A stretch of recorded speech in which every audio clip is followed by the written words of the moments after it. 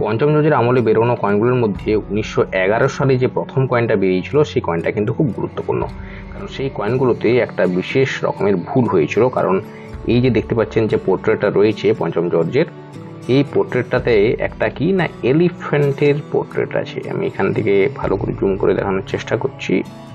এখান থেকে একটা ছোট্ট এলিফ্যান্টের একটা কি না প্রতিকৃতি আছে। তো প্রথম 1911 সালে যে কয়েনগুলো লঞ্চ করা হয়েছিল তাতে এই যে এলিফ্যান্টটা, এটা কিন্তু অনেকটা শূকরের মতো দেখতে হয়ে গিয়েছিল।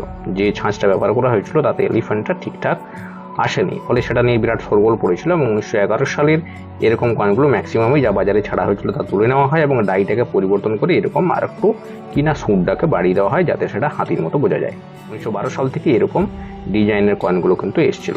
ফলে 1911 সালের কয়েনগুলো মার্কেটে এমনিতেই কম পরিমাণে ছিল, মাত্র 1-1.5 মাসেই সেগুলোর মিন্টিং হয়েছিল এবং বাজারে এসেছিল এবং তার মধ্যে বেশ কিছু কয়েনকে তুলেও নেওয়া হয়েছিল।